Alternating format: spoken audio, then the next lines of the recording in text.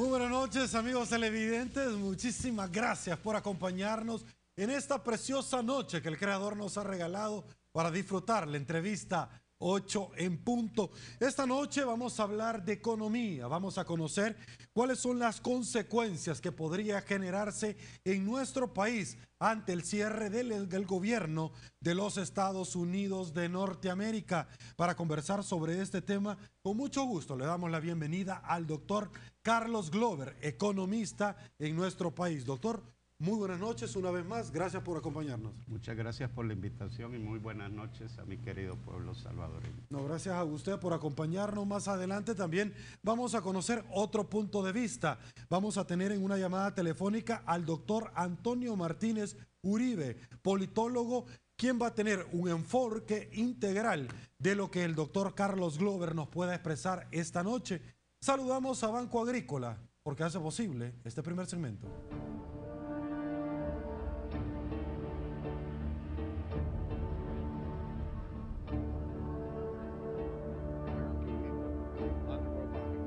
Through with it this time and force the United States to default on its obligations for the first time in history, it'd be far more dangerous than a government shutdown, as bad as a shutdown is. It would be an economic shutdown.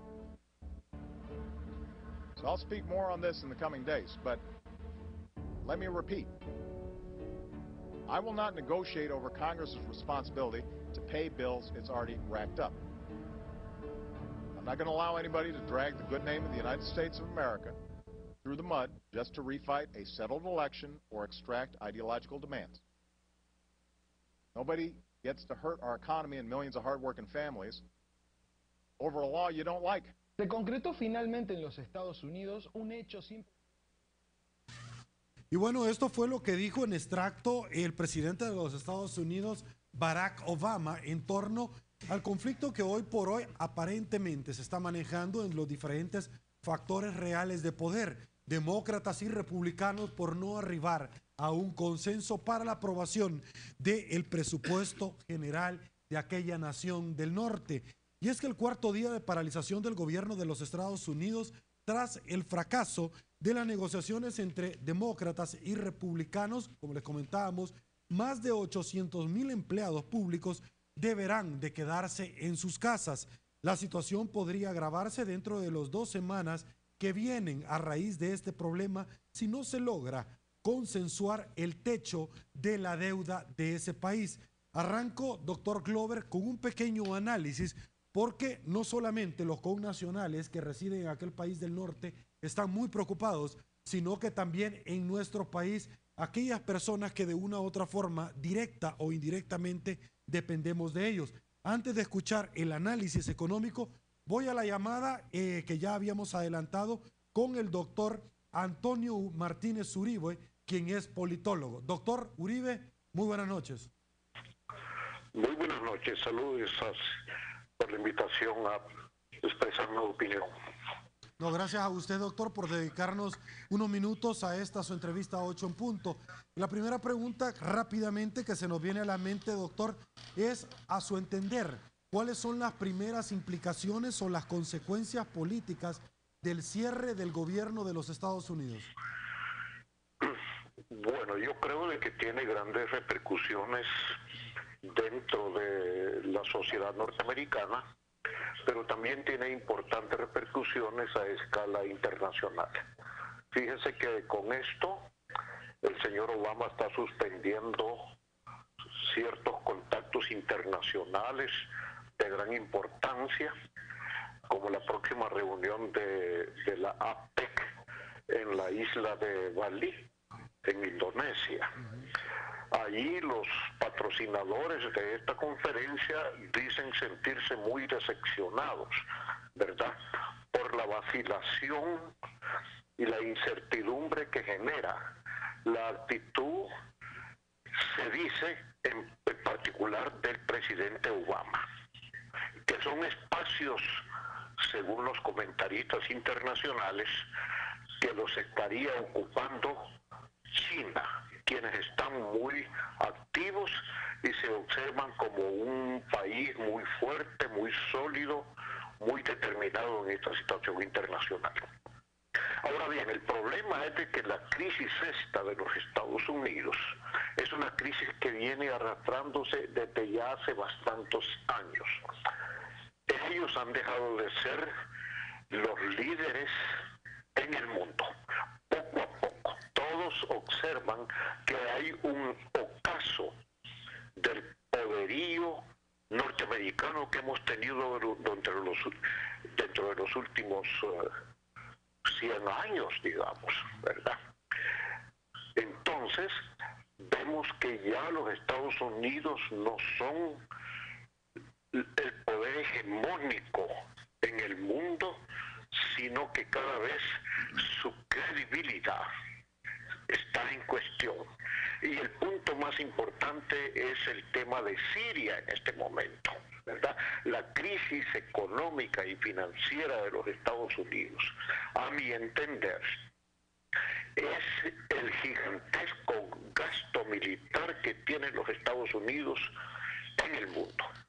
Es una cuestión que está minando la sociedad norteamericana y desde ya hace rato estamos viendo de que esta es una constante que se está señalando por los importantes medios de información en el mundo y por supuesto por destacados intelectuales. El gasto militar es gigantesco, innecesario e inútil, porque ahora con la cuestión de Siria está claro que las mismas potencias occidentales, excepto algunas, están en contra de encontrar soluciones militares a las crisis que tenemos planteadas en el mundo. Ya no digamos, por supuesto, en el resto del mundo, ¿verdad? Entonces yo creo de que ese es un nuevo momento, estamos entrando a un nuevo periodo histórico de gran importancia.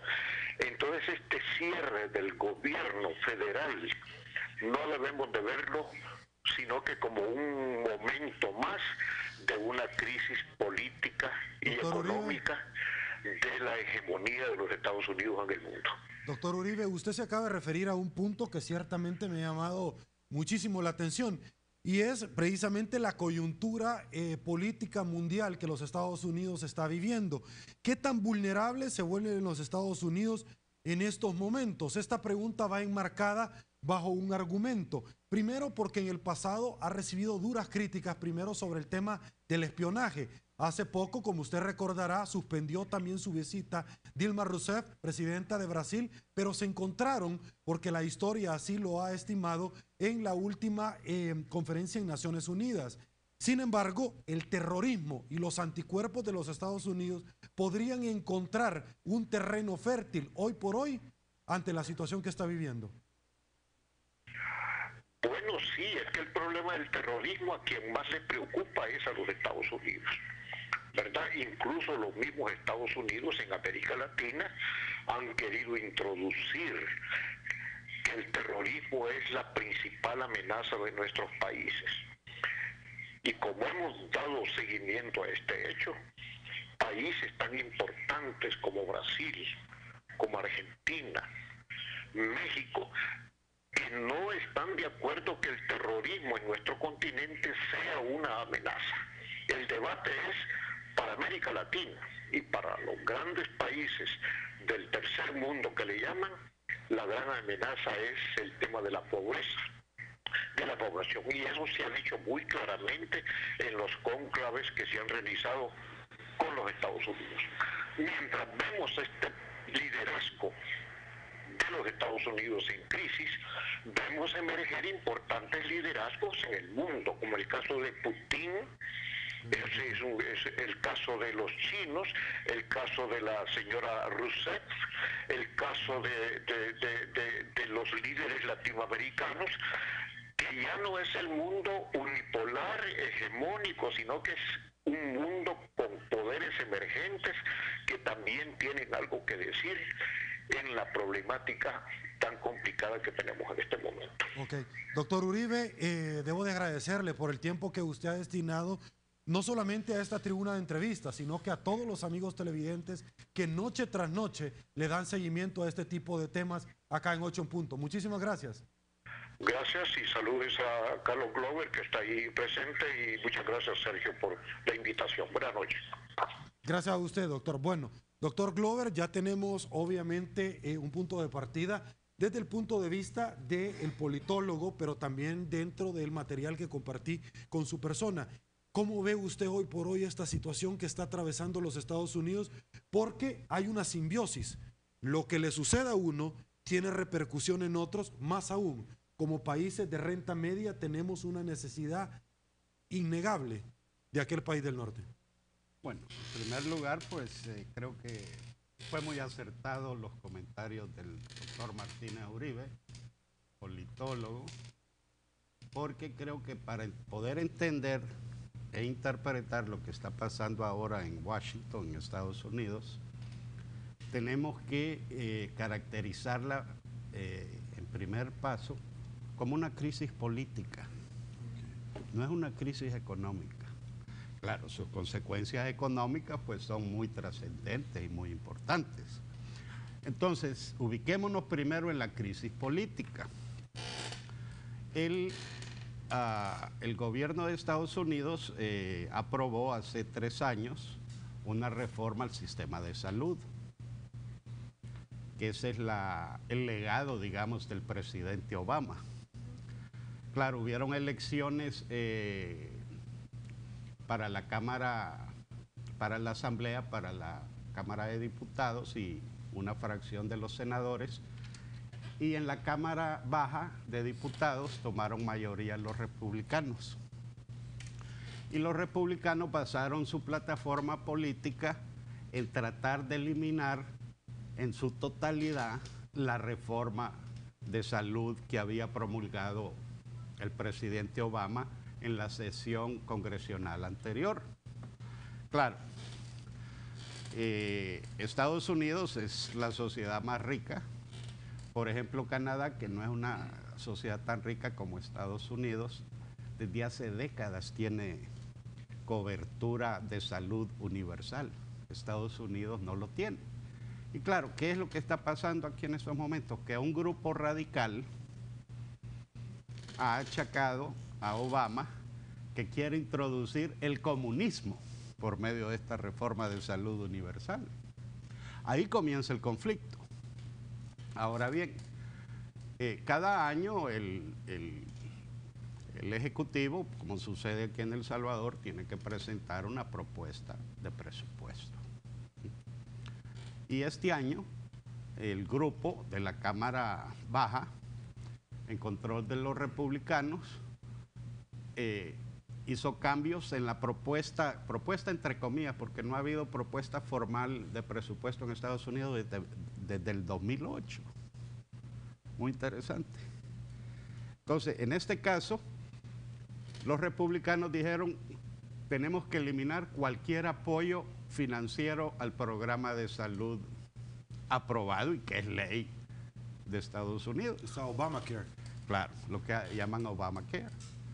Claro, el Senado, que es dominado por los demócratas, también tienen que aprobar el presupuesto, ambas cámaras. Entonces, una cámara rechaza el Obamacare, pasa una propuesta de presupuesto, entre comillas, y el Senado la rechaza. Aquí es donde nace el conflicto político. Claro, en la medida que se desarrollan los eventos, los republicanos se dan cuenta que han creado en verdad un drama surrealista, porque es un grupo extremista radical, muy similar y gemelos siameses del grupito que nos dolarizó aquí en El Salvador. Tienen vínculos políticos muy estrechos, fíjese. Eso es lo importante, y en ese caso es que más adelante voy a elaborar el punto. Por supuesto que nos quedamos muy pendientes de lo que usted acaba de manifestar para desarrollarlo en el siguiente bloque. Antes, pausa comercial en 8 en punto. Regresamos con más. Estamos de regreso. Muchísimas gracias. Seguimos desarrollando en torno al tema de las consecuencias del cierre del gobierno de los Estados Unidos. Y es que déjeme contarle que hoy se cumplió el 4º día del cierre del gobierno de los Estados Unidos sin acuerdo entre los demócratas y republicanos en la Cámara de Representantes. El líder republicano John Boehner declaró que el presidente Barack Obama y su partido se niegan a dialogar, mientras los demócratas aseguran que solo aprobarán única y exclusivamente el presupuesto que cubra todos los gastos del gobierno. El pueblo estadounidense espera que los líderes se comuniquen, dialoguen y resuelvan discrepancias. Estuve en la Casa Blanca anoche y cuando escuché al presidente explicar 20 veces por qué no va a negociar conmigo, de la mayoría en el Senado, explicándome que no va a hablar conmigo hasta que no nos rindamos. Esta mañana leo el Wall Street Journal que dicen, no nos importa cuánto dure, porque estamos ganando. Este no es un juego, este no es un partido. Solo el 11% de los trabajadores están trabajando. Todas las agencias se han visto afectadas significativamente por este cierre. El 70% de la comunidad de inteligencia se ha visto afectada por el cierre. A pesar que las entidades como la policía, bomberos y el ejército no paralizarán sus operaciones, el Pentágono anunció que si esta situación continúa, tendrán que cerrar áreas importantes y sensibles que pondrían en peligro incluso la seguridad nacional. Doctor Glover, usted ya lo comentaba, me llamó muchísimo la atención en torno al tema. Este no es una situación económica, es un problema político. Reitero las palabras del líder republicano John Boehner, quien dijo, el presidente Barack Obama no va a negociar o dialogar con nosotros hasta que nosotros estemos vencidos. ¿Cuál es su opinión? Bueno, creo que el presidente de la Cámara Baja, el diputado Boehner, está haciendo politiquería, pues, porque no hay nada que dialogar. Prácticamente los republicanos ya hicieron una propuesta adicional en que pedían que se pospusiera a un año la introducción de la reforma de salud. Pero la reforma de salud se mantiene en dos pilares. Uno, cobertura universal. Y segundo, que las personas que acudan al servicio de salud no se les va a aumentar las primas, aun cuando tengan ya una enfermedad. Y si se toma lo que ha propuesto el congresista presidente Boehner con sus republicanos, que se postergue a un año, se deshace la base de la propuesta, porque en un año, ¿qué pasaría? Las personas que son saludables no van a acudir al seguro, solo acudirían las personas que ya están enfermas, y eso daría un gran impacto y subiría las primas de seguro. Entonces, la propuesta que están haciendo es totalmente inaceptable y no propone nada nuevo, y en ese caso el presidente Obama pues dice, aquí no estamos negociando nada, no han hecho ninguna oferta, ¿no? Entonces, la acusación del presidente diputado Boehner, pues no hay ninguna oferta nueva, pues es el mismo, la postura inicial. Y el presidente Obama, naturalmente, la rechaza. Ahora, doctor, el tema salud es un punto en agenda que articuló en la pasada elección. Es, como dicen algunas personas, sería un hitazo para la administración Obama en busca de personas que en su momento, electoralmente hablando, podrían darle un respaldarazo, no a él, porque este es su último periodo, pero sí a la persona de su mismo partido que en algún momento podría aspirar a la presidencia de los Estados Unidos. Bueno, en ese caso, como dije, el legado, el único legado que podría dejar el presidente Obama es esta propuesta, ya ley, de reforma de salud. Estados Unidos es el país más rico del planeta y no tiene esa cobertura que países del primer mundo, pero no tan ricos como Canadá, ya lo tienen hace décadas. Entonces Estados Unidos se encuentra rezagado en este campo, ¿no? Así que esto tendrá que ocurrir, le guste o no a ciertos sectores. Ahora bien, ese es el trasfondo político. ¿Cuáles son sus consecuencias económicas? Bueno, en primer lugar tenemos la paralización ha afectado a un 25% de los empleados del gobierno federal que se han tenido que ir a sus casas, sin sueldo y sin trabajo. Afecta a un 45% que están trabajando pero que no están recibiendo sueldos o ingresos hasta que se resuelva la crisis. Entonces eso solo deja un 30% de personal del gobierno federal, que incluye todos los niveles de salud, de educación, seguridad, militar, etcétera, ¿no? Así que queda un 30%. Ahora, esto de la paralización del gobierno se dio en 1996-97 durante la presidencia del señor Clinton. Claro, en esa época la economía iba en auge. Ahora pues está estancada. Y claro, el hecho que el gobierno haya eliminado ciertos gastos, porque no olvidemos que hace 2 o 3 meses, por ley, se dio lo que se llama un secuestro, y eso implicaba cortes automáticos en el gasto público, que las proyecciones de crecimiento de Estados Unidos para este año, proyecciones oficiales, eran del 2%. Solo el secuestro se estima que le puede quitar 0.5%, o sea que ahora estamos hablando de un 1.5 o 1.6 de crecimiento de Estados Unidos. Y esta eliminación de la demanda agregada que representa la paralización parcial del gobierno, pues le da otro golpe a la demanda agregada, o sea que las predicciones del 2% de crecimiento real que tenía Estados Unidos no se van a lograr. Pero eso solo es una etapa inicial. Lo importante es lo que puede ocurrir dentro de 2 semanas.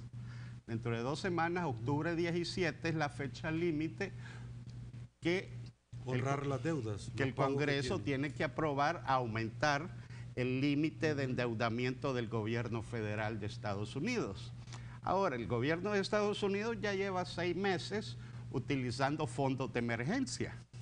O sea, el problema fiscal existe y el gobierno federal se ha estado financiando parcialmente con fondos del Seguro Social, que los intercambian por papeles no negociables. Y también ha tomado fondos de lo que se llama en Estados Unidos el Fondo de Estabilización Cambiaria. Y estos fondos, pues, bueno, tienen su límite. Entonces, la fecha clave aquí para el impacto económico es octubre 17, que no le cae, viéndolo generalmente, el gobierno de Estados Unidos anunciaría suspensión de pagos. Y eso es lo importante porque el gobierno de Estados Unidos nunca ha declarado suspensión de pagos. Por otro lado, los mercados internacionales usan como tasa de referencia la tasa del papel deuda de los Estados Unidos. Y en el caso que el gobierno de Estados Unidos repudiara su deuda, eso causaría pues consecuencias impredecibles, porque nunca se ha dado esa situación, creo. Ahora bien, lo interesante es que el senador Boehner, el republicano presidente de la Cámara Baja, ya anunció que él no va a permitir una cesación de pago. Bueno, habrá que esperar de pronto a ver cómo se pueden poner de acuerdo. Quiero compartir con usted en algún momento las implicaciones que podría tener para nuestro país. Primero porque el gran número de connacionales que ciertamente no van a recibir un ingreso y consecuentemente tampoco en un efecto en cascada podrían llegar las remesas a nuestro país. Pero cuando hablamos de país, obviamente tenemos que hablar de las embajadas. Les comento a ustedes parte de una publicación que realiza la Embajada de los Estados Unidos con sede en nuestro país. El Departamento de Estado continuará con sus operaciones relacionadas con pasaporte y visados, así como para prestar servicios urgentes a ciudadanos estadounidenses en el extranjero. Estas actividades se financiarán con las tasas de costo y no son afectadas por la falta de asignaciones. Lo más importante en extracto de este comunicado: estas son instituciones que se autosostienen porque captan fondos de todas aquellas personas que de una u otra forma solicitan los servicios. la pregunta puntual es, ¿cómo nos podría afectar, doctor, en nuestro presupuesto con las proyecciones de crecimiento y obviamente lo que nosotros podríamos no recibir de las remesas, que es un rubro tan importante dentro de la economía de nuestro país? Bueno, en los últimos 10, 12 años, el crecimiento real de El Salvador nunca ha superado el crecimiento real de Estados Unidos. Estados Unidos tiene un promedio anual de 1.9, El Salvador ha tenido 1.8. Pruebas estadísticas que yo realicé en mi libro indican que la tasa de crecimiento de El Salvador pertenece al mismo universo que la tasa de crecimiento de Estados Unidos. Entonces, como dije anteriormente, el efecto del secuestro ya le quitó medio punto porcentual al crecimiento. Las estimaciones que se han hecho del impacto del cierre parcial se miden entre 0.1% y 0.2% semanalmente. Dependiendo cuánto se extienda, podríamos estar pensando que eso se va a reducir la tasa de crecimiento real de Estados Unidos. Entonces nos afectaría directamente en el crecimiento. O sea que las proyecciones que tiene el gobierno salvadoreño para este año van a bajar y eso es un hecho. Ahora, ¿por qué vías va a suceder esto? Primero, la demanda agregada en Estados Unidos ha recibido un golpe. Eso quiere decir que podemos esperar que el nivel de empleo baje. Eso puede tener un impacto en el envío de remesas, que por cierto, este año están estancadas con relación al año pasado. Entonces, ese es un impacto negativo en nuestra economía. Segundo, en la medida que tenga un impacto en los mercados financieros, las exportaciones de Estados Unidos van a bajar, pero también bajarían las de El Salvador, ya que la demanda agregada de Estados Unidos ha sido impactada negativamente por esta situación política que vive los Estados Unidos. Entonces nuestras exportaciones podríamos decir que serán afectadas negativamente. Cuantitativamente se podría estimar, pero nadie lo ha hecho. Pero podríamos decir de que sí va a haber un impacto doble negativo, vía remesas y vía nuestras exportaciones. Ok, doctor, usted se refería al tema de las exportaciones. Voy a ir a una pausa comercial, pero por supuesto uno de los temas que va a tener mucha afectación es el tema de las exportaciones.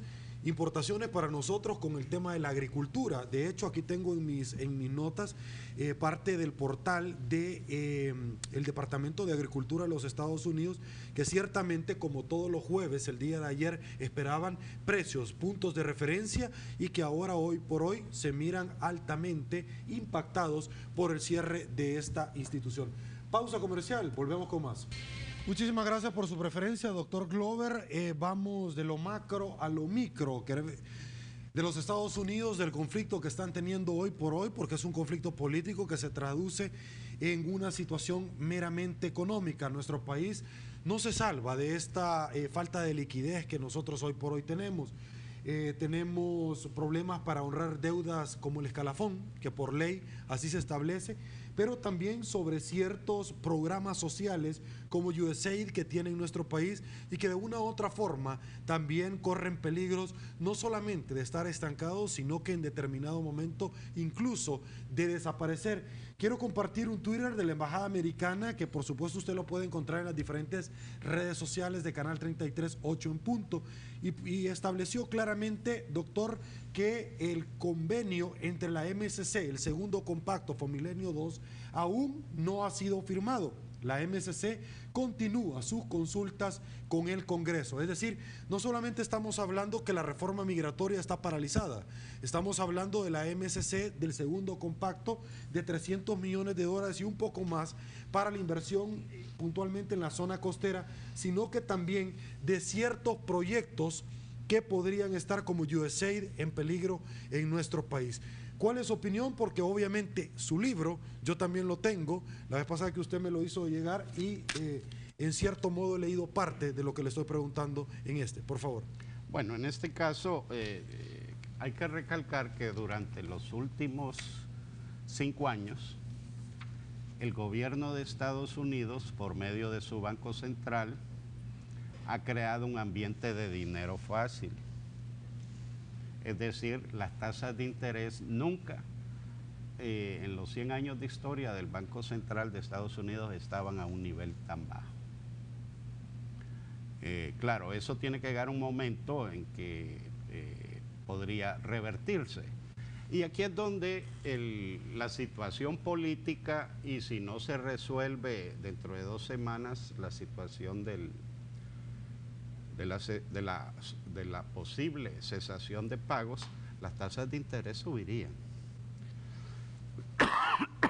Perdón. Eso implica una restricción en la liquidez, que tendría un gran impacto en nuestro país. Nuestro país, desgraciadamente,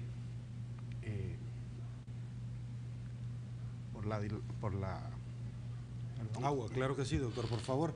Bueno, le comento rápidamente, mientras el doctor Glover está preparándose para seguir esta ponencia que nos está realizando, que ciertamente la Embajada Americana en su comunicado, lo vamos a ver acá más abajo, el tiempo para tramitar una solicitud de pasaporte continuará siendo de 4 semanas de duración o menos para servicios de rutina y de 2 meses a puerta para los servicios urgentes. Tome nota, es urgente para todos ustedes que de una u otra forma van a realizar estos trámites o que están pendientes de una cita que han realizado al interior de esta sede diplomática. Los solicitantes que tengan planeado el viajar a un plazo de 2 semanas o que soliciten su pasaporte para obtener visados extranjeros deben concertar una cita en la agencia de pasaportes más cercana, por sus siglas en inglés. Por favor, doctor, si está preparado. Gracias. Vamos a una pausa, ¿le parece? Para que usted mientras se pueda... Bien, gracias. Ok, por favor.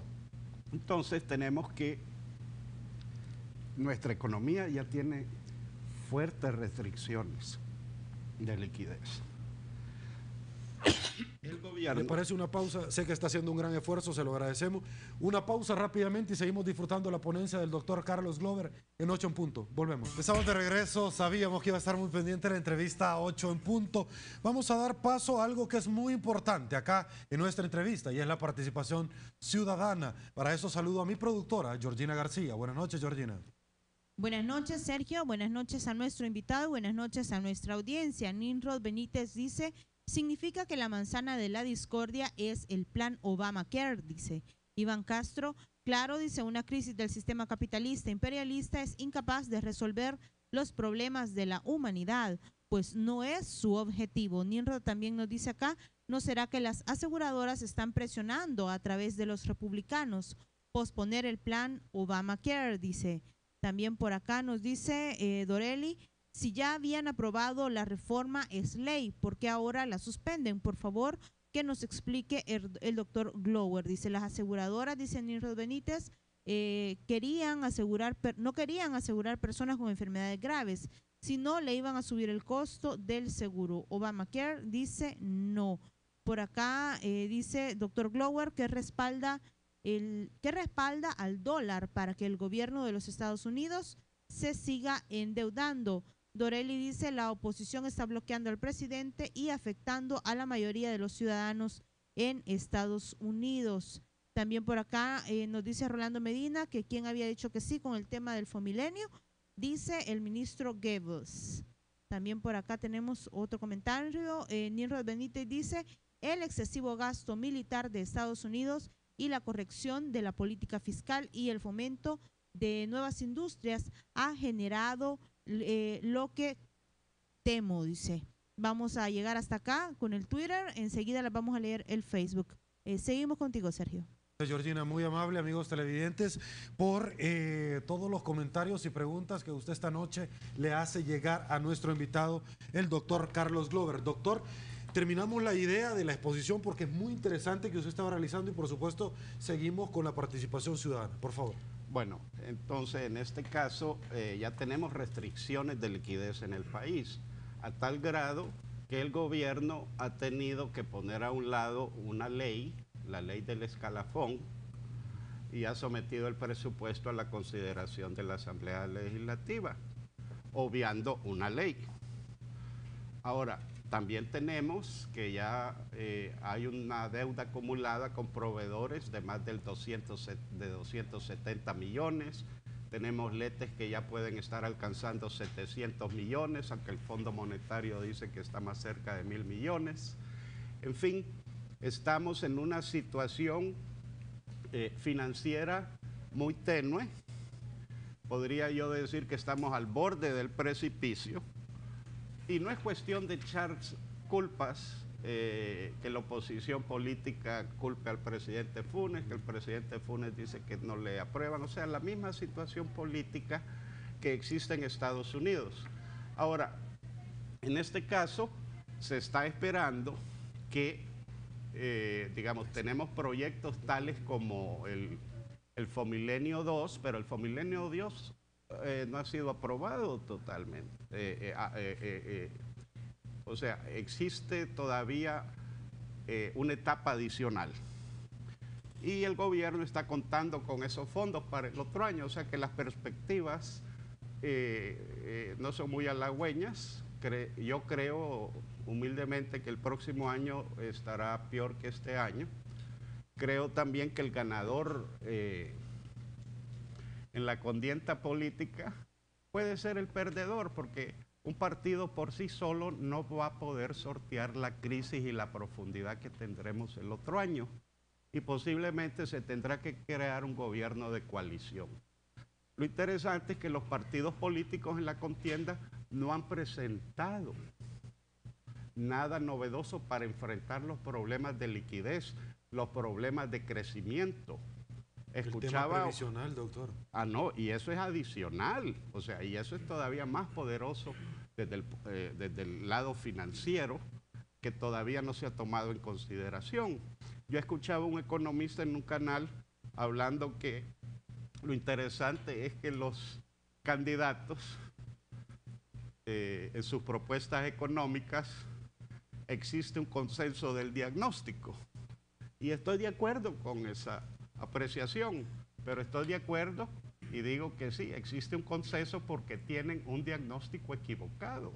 No quieren enfrentar los problemas verdaderos del país. Los tres partidos que están en la contienda. Escuchaba al diputado Oreste del FMLN decir que el consenso de Washington está muerto. Bueno, ¿qué propone el FMLN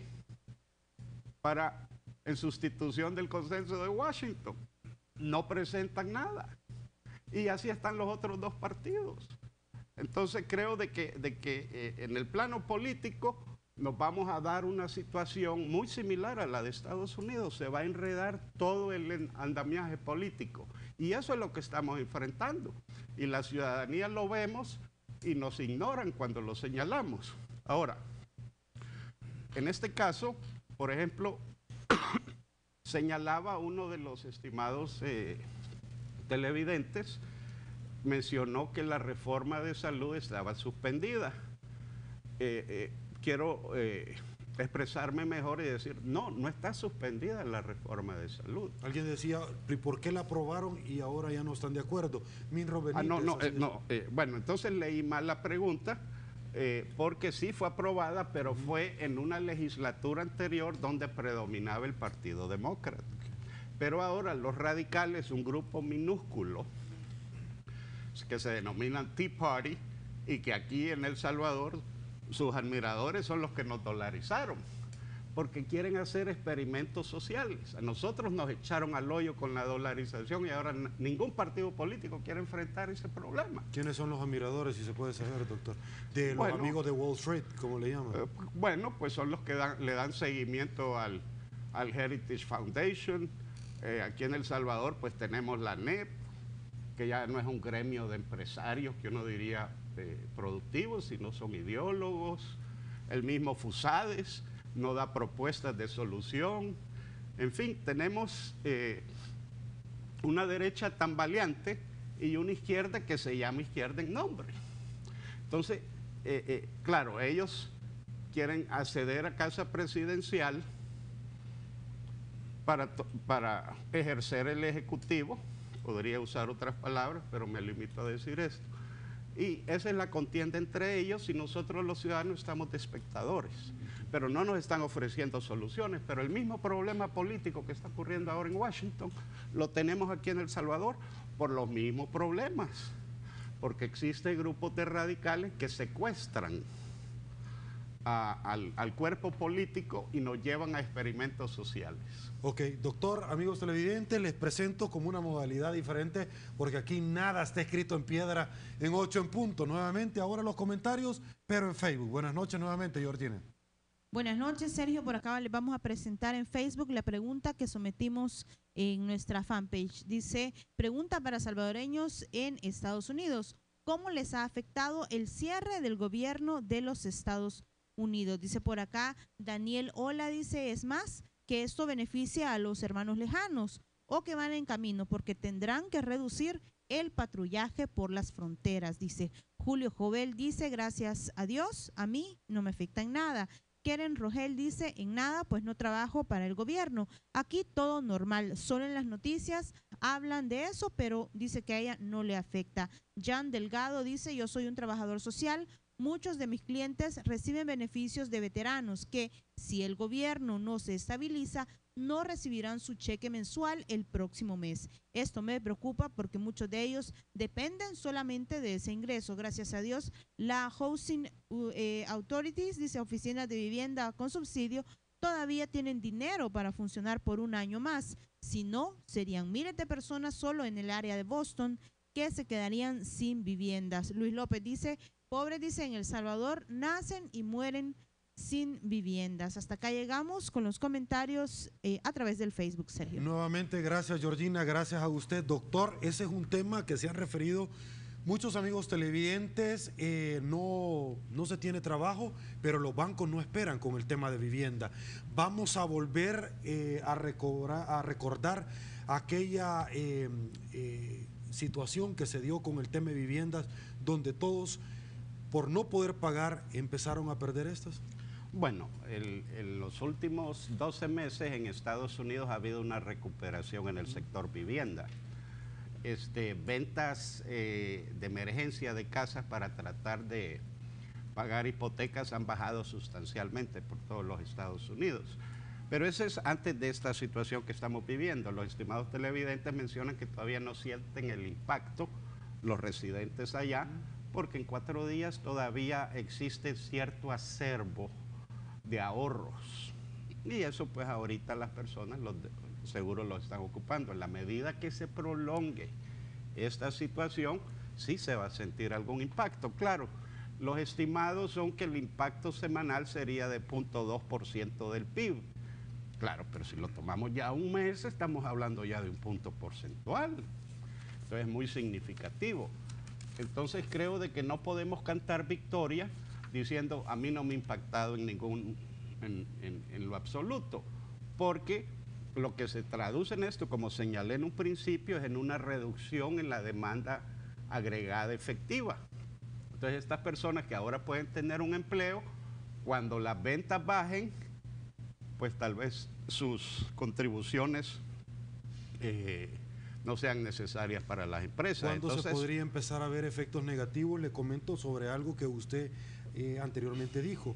En 1995, el expresidente en la administración de Bill Clinton se extendió una paralización hasta 28 días. En el 2011 se estuvo a punto de quedar paralizado en el mes de abril. ¿Cuánto se tendría que esperar para empezar a tener, primero Dios que no, pero para empezar a percibir situaciones concretas negativas? Como dije, también son dos contextos diferentes, porque cuando se cerró parcialmente el gobierno en la época del presidente Clinton, la economía iba en auge. Entonces podía generar ingresos adicionales. El problema es que ahora la economía de Estados Unidos está básicamente estancada, tiene el mismo problema que tiene El Salvador, pero claro, ¿cómo no lo vamos a tener si estamos dolarizados? Si nuestro Banco Central es el Banco Central de Estados Unidos. Y esto a pesar que el Banco Central de Estados Unidos tiene las tasas de interés a nivel récord en los últimos 100 años y por un periodo ya de 5 años, y emite mensualmente entre 800 mil millones y 1.000 millones en billetes comprándole la deuda al Tesoro de Estados Unidos. O sea que lo más probable es que que tal vez aumenten las ventas o la compra, mejor dicho, de deuda del gobierno de Estados Unidos para darle un cierto colchón, pero eso no es sostenible a través del tiempo. Me atrevería a decir, y que creo que no va a llegar a un periodo tan largo, que si llegara a un mes, sí se sentiría ya el impacto en la economía. Y claro, esto, como dije, se complica un poco más porque se da la posible cesación de deuda, de pagos de la deuda de Estados Unidos dentro de 2 semanas. Así que estamos entrando a territorio desconocido. Esta situación nunca ha sucedido. Digamos, hace 2, 3 años, cuando Standard & Poor's degradó la deuda de Estados Unidos, los mercados financieros ni se mosquearon.